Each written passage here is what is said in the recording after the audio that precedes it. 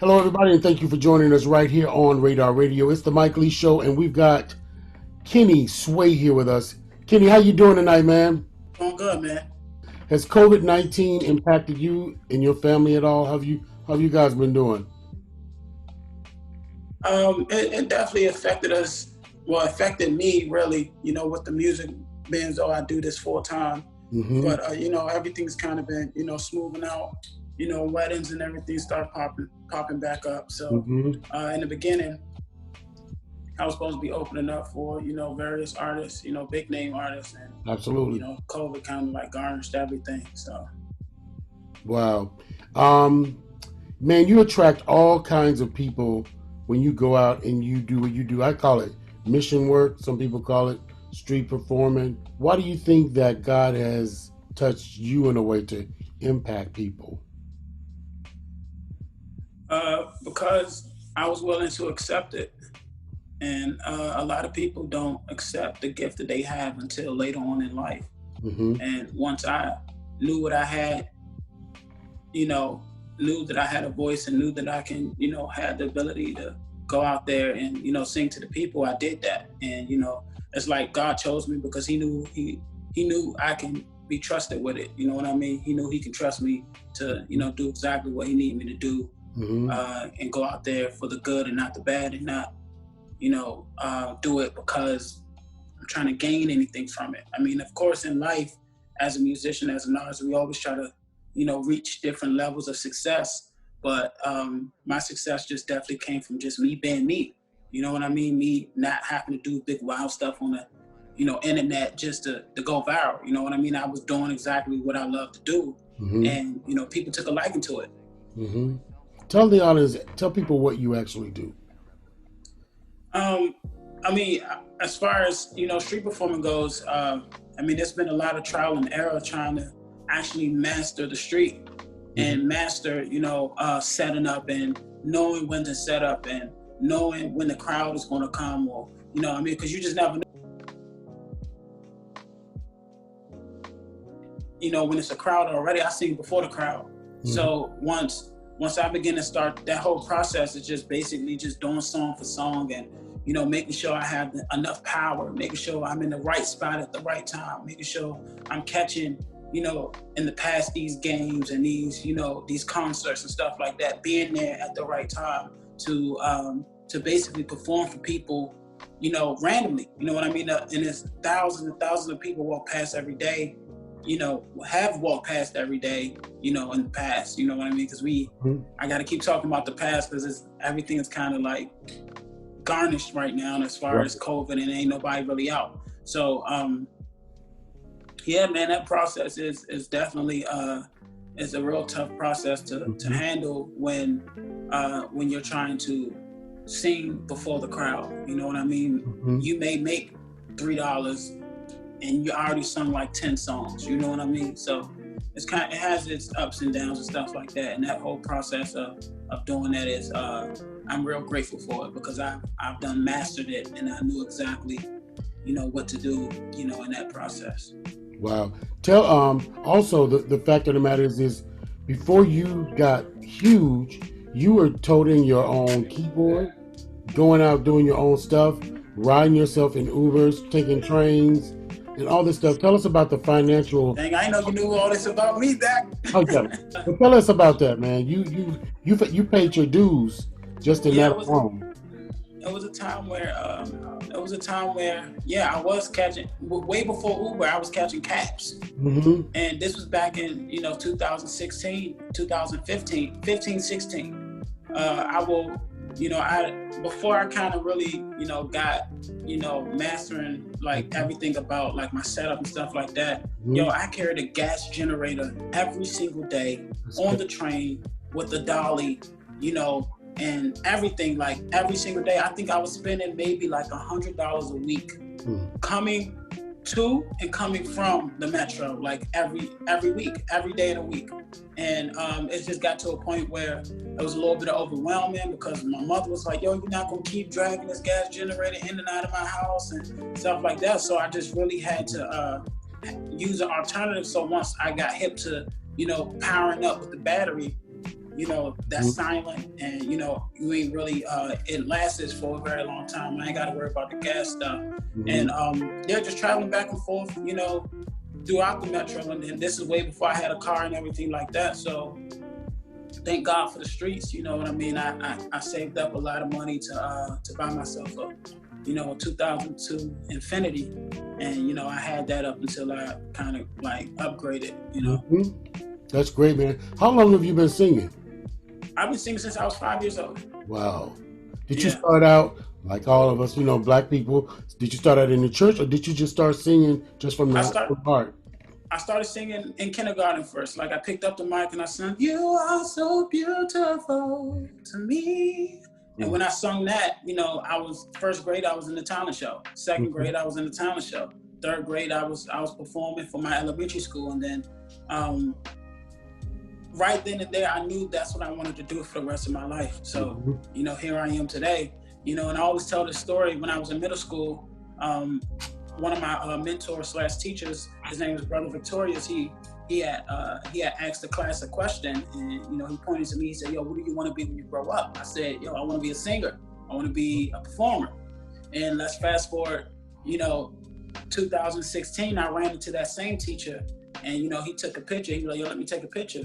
And we took a picture together. And he was like, "Yo, dude, you're doing exactly what you said you was going to do." And he said, "Yo, I'm so proud of you." And he posted a picture on Facebook and explained. He was like, "Yo, this is the same young man who said this is what he want to do, and he's out there doing what he want to do." So, I just knew at a young age, singing and performing, that's what I wanted to do for the rest of my life. Wow. Who did you grow up listening to as a young singer? So it's crazy because I was listening to groups, like Temptations, Smokey Robinson, who else? The Manhattans, the Stylistics. I'm listening to all these groups, trying to, mimic them and, be like, dang, that's a, because I'm a falsetto singer, I have to listen to the falsetto singer. So I'm like, Eddie Kendrick was my go-to because, I used to look at the movie over and over and over again, like, yo, dang, like, I want to be just like that. You know what I mean? Right, so I sing Just My and then first grade, I sung Just My Imagination in the talent show. Wow. So it's like, people was looking like, this dude is in first grade singing a 1970 something song. Like, that's crazy. So they're like grown folks, right? Exactly. And my mom, she always kept little. I don't remember if you remember like the oldie but goodie CDs. Oh yeah, come on.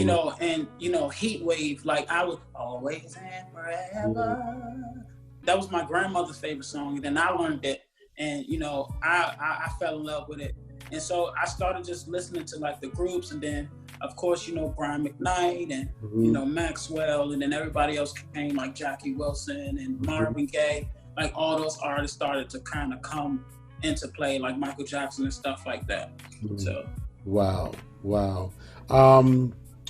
Growing up and listening to other different singers and stuff like that, did you even have an inkling that you would have people like Maxwell, admiring you? There's celebrities now who admire you that I don't even know if you even know it. Did you ever even imagine that? I mean, I wasn't really big on the social media thing. One of my boys named Dante, he, even when I very first started out, he was like, "Yo, Kenny, you should put your stuff on Twitter. You should, you should go like have a Facebook." I'm like, "Man, no, I'm like, I just want to sing. Like I ain't with all the social media stuff." So once my first video on Facebook went viral, I was like, yeah, gotta dig into this social media, the social media world.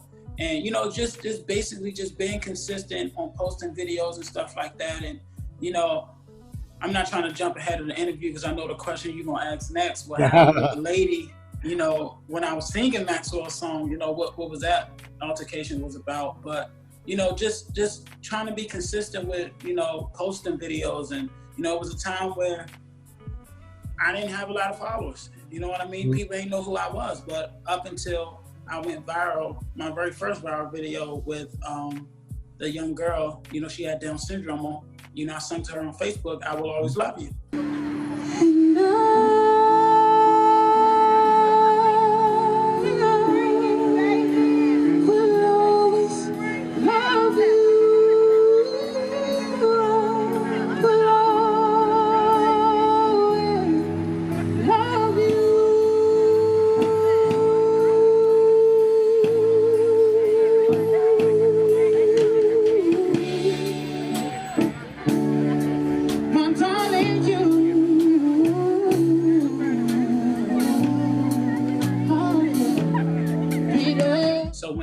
super duper rocket is like every video that I posted that was meaningful to somebody, it went viral. Mm-hmm. Yeah. Yeah, it was viral after viral after viral then at that point. Consistently. Yeah. And I think the same video goes viral like every 6 months. Like somebody's always. Yeah, it's repeating itself. Yeah. Exactly. Yeah. I'm going to read something and I want to talk about this.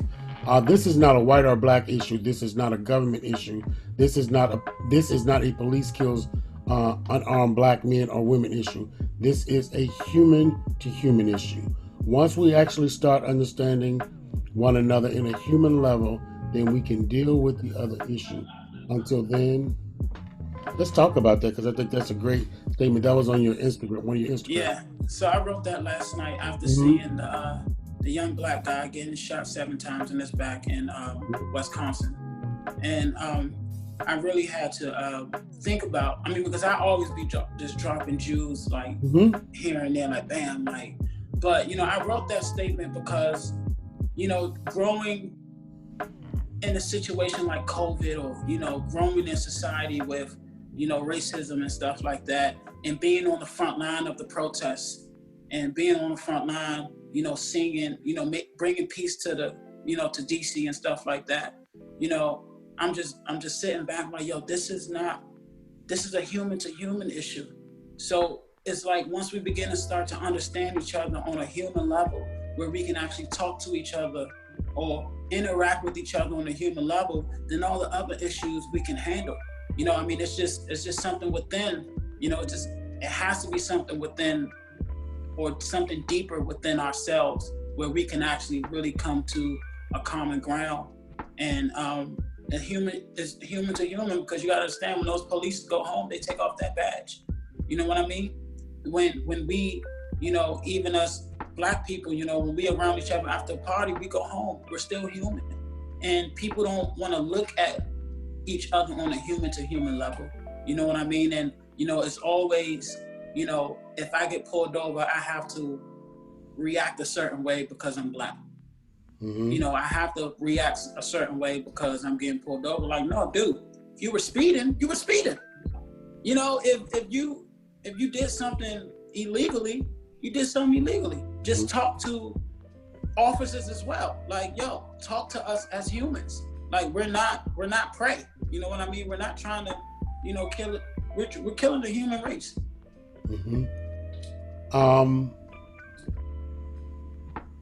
Ice Cube, did you see the Ice Cube post? I did. Do you, can you give us any insight? What is your opinion on that? Do you have an opinion? I think, and I said this before, that evil is evil, whether less or big. Evil is evil. Whether you say I'm little evil or I'm big evil, it's still the word evil is there. So it's nowhere near getting around that. And if we understand each other on a human level, we'll understand, like, yo, how can we put somebody evil or less evil in the office? That's just like me murdering a baby. I'm a murderer. And if someone who else murdered an adult, they a murderer. We're still murderers at the end of the day. So it's no way getting around that. It's no big or less. So my opinion is,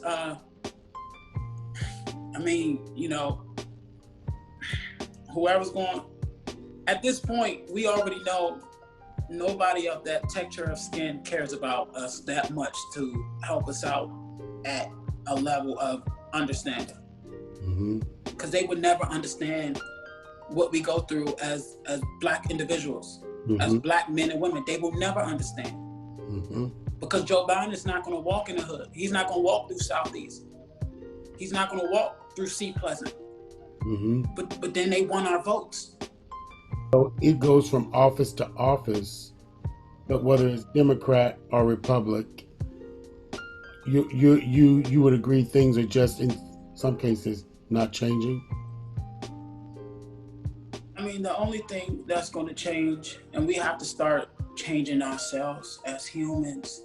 This is not a political thing. It's actually really stepping up as black individuals, changing our communities by ourselves before we allow anybody else to try to come lead us to salvation. You know what I mean? Or, you know, savory. Like, yo, we have to start with ourselves.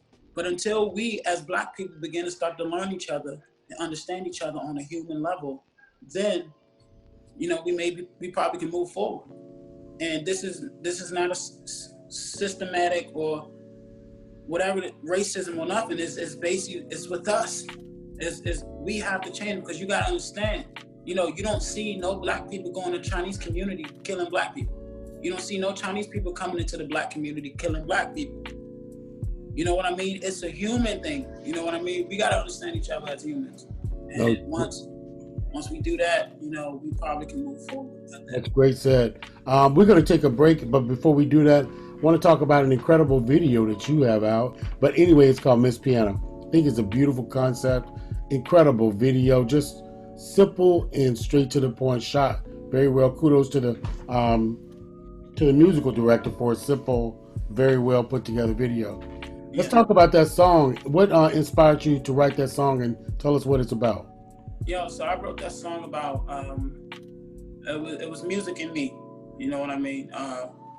Mrs. Piano, you know, I stated in the song, don't walk around, don't graduate, you know, because I don't want you to graduate from my heart. What happens when you walk across that stage? You go into the next chapter. So I'm just basically saying, you know, just stay with me as long as possible, as long as I can, you know, as long as I'm breathing, you know, don't ever leave me. That's awesome. We're going to take a break and we're going to watch this video, and we're going to come right back with more on Mr. Sway. We'll be right back. All right. Hi, can I help you? Hey, I'm here to pick up a piano. What was the name under? Kenny Sway. Kenny Sway. Oh, that's right. I remember seeing you in the system, actually. So if you give me 1 second, I'll go with the paperwork for you, and I'll be right back. All right, cool.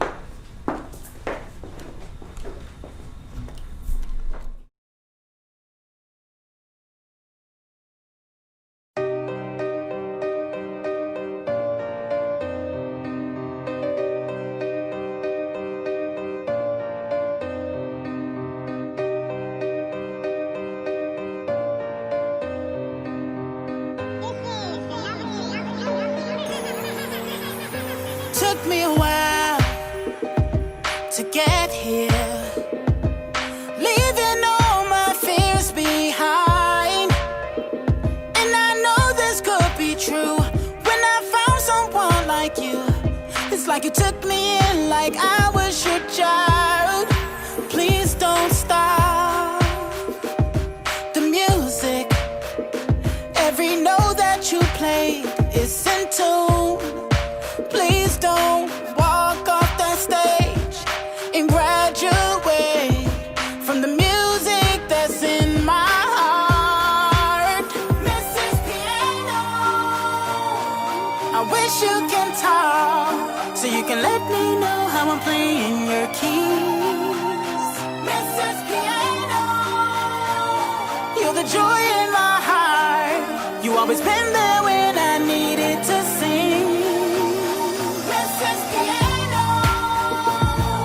I wish you can talk so you can let me know how I'm playing your keys. Mrs. Piano, you're the joy in my heart. You always been there when I needed to sing. You always said do not give up, even when the time is tough, even when the bird's not singing along. But I had faith when there was no way. Now I can lay you down on your stand. And even if I paint your keys another color, you always be my black of a kind. And I know we'll always be there for each other. I hope you better keep that in mind.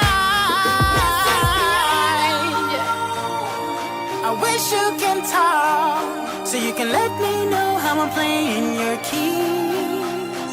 Mrs. Piano, you're the joy in my heart. You always been there when I needed to sing. Mrs. Piano, I wish you can talk so you can let me know how I'm playing your keys. Mrs. Piano,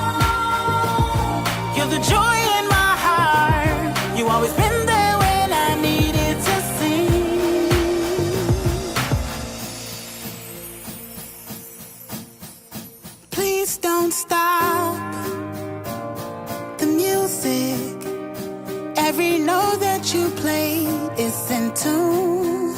Please don't walk off the stage and graduate from the music that's in my heart. Mrs. Piano, I wish you can talk so you can let me know how I'm playing your keys. Mrs. Piano, you're the joy in my heart. You always been there when I needed to sing. Mrs. Piano, I wish you can talk so you can let me know how I'm playing your keys. Mrs. Piano, you're the joy in my heart. You always been there when I needed to sing.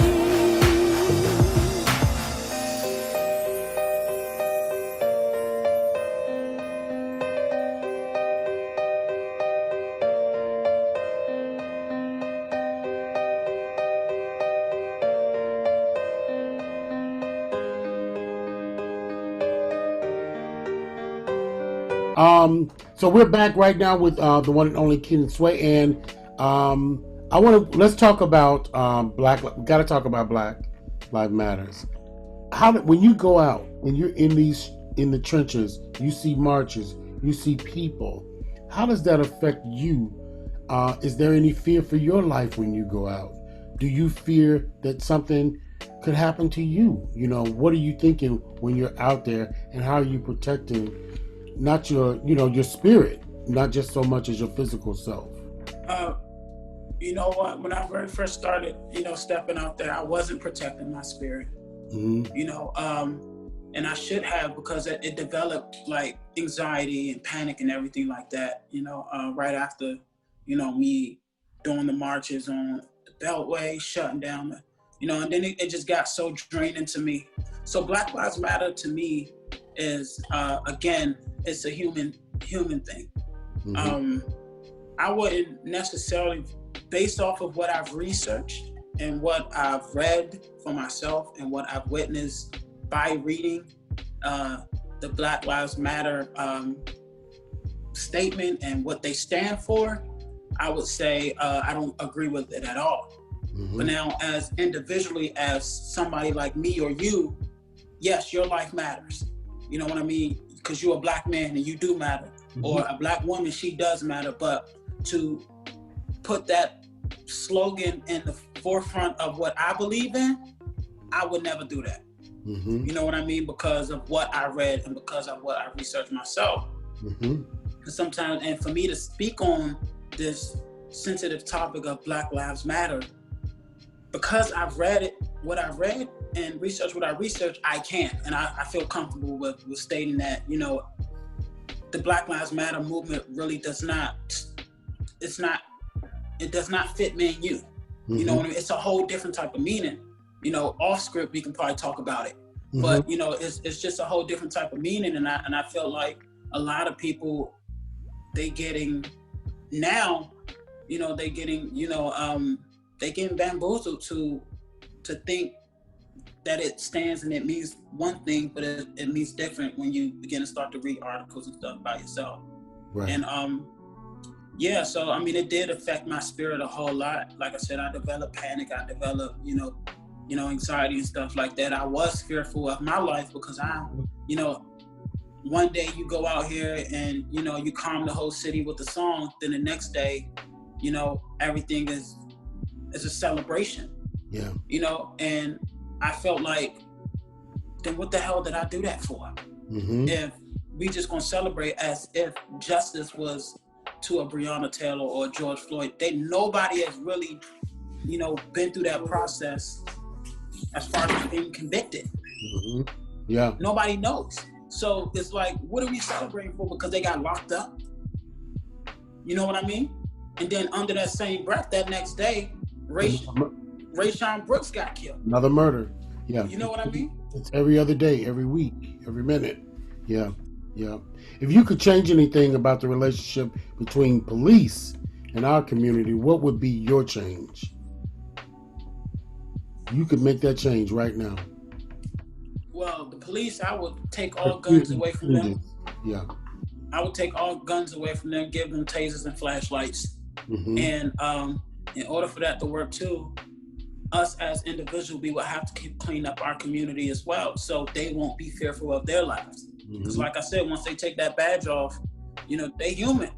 So it's just like we all have to come together to make this world go round or continue to develop and grow.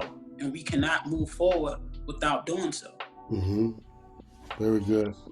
What do you love the most about what you do?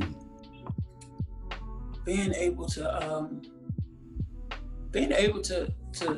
show my daughter everything, you know what I mean? Because I do have a 3-year-old, and you know, just every day I go home and I'm like, yo, look what daddy did. Or she'll listen to me. She'll like, that's daddy singing. You know what I mean? I do what I love to do just to make her smile and to, you know, I just want to be able for her to see me grow, you know, in the process of music and stuff like that, you know, give her a better life than I did.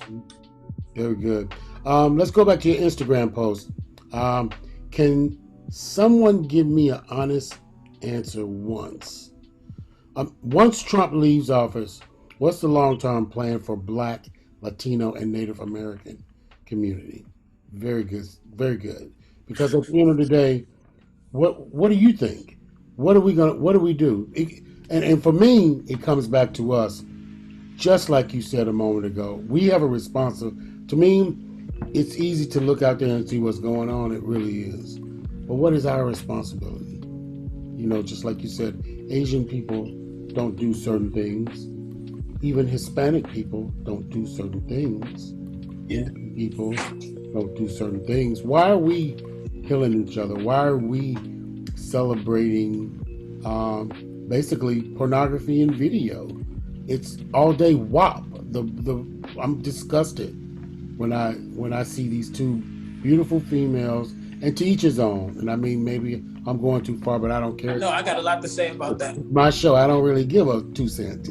Yeah. But, you know, it's just like, at what point do we take responsibility for the fact that we are poisoning our kids, whether it be food or whether it be through music? What goes inside of us has to come out of us. Yes. You get it? Yeah. So back to you, man. Back to you. One thing I believe that I think this world can be so much better, especially with the influence, the amount of Black influences that we have out there. Just imagine if Beyonce got online and said, yo, everybody eat your vegetables.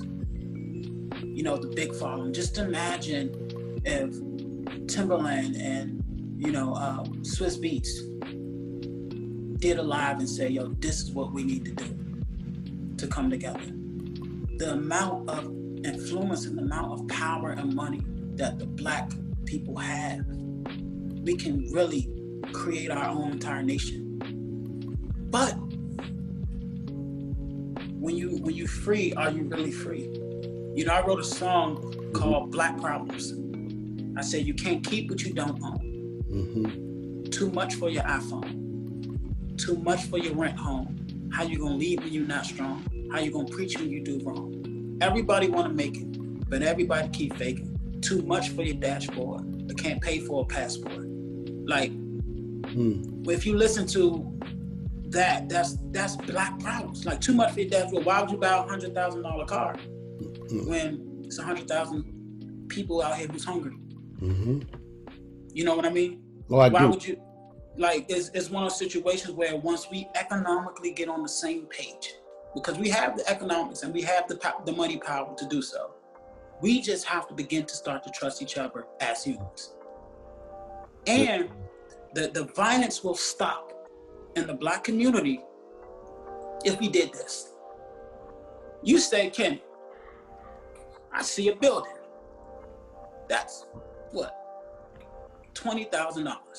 Mm-hmm. Once we begin to start to build on that building in the community, and people begin to start to see us building on this building in the community, then we'll begin to start to provide a job for people to work in this building that we're building.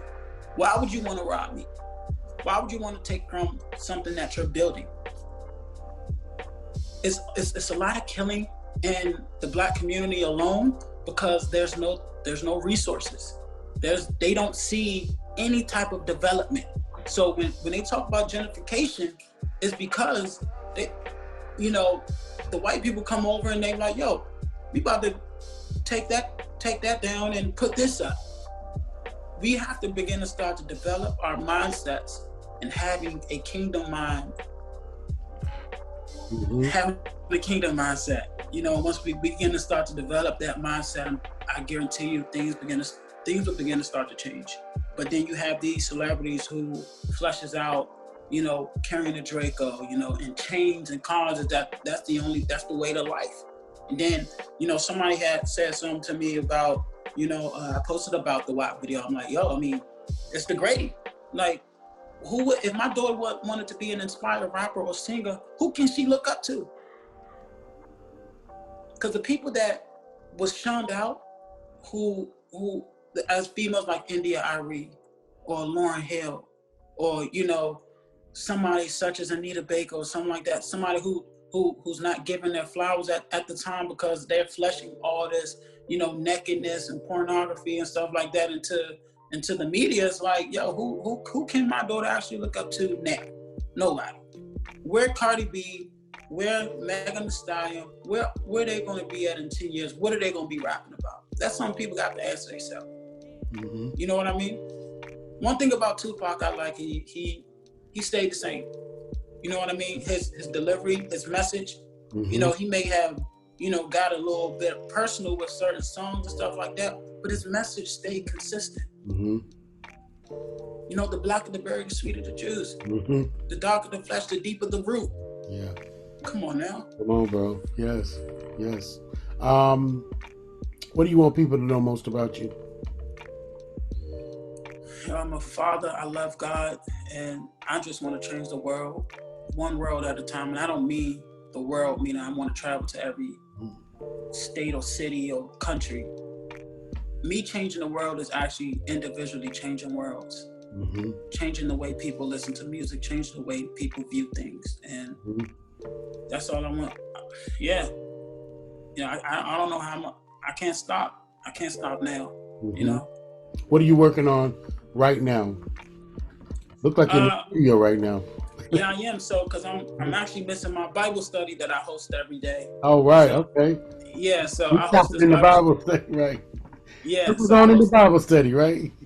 I host the Bible study every single day, and I do praise and worship, and you know, I sing for people who log on and stuff like that. And that's great. Basically, I'm always in the studio working on ideas and stuff like that. And I do have a song that I'm about to release called "Love Each Other." It's a beautiful song, and I just believe this is going to be one of those ones where people actually really see the vision and, you know, how I'm about to really transition musically.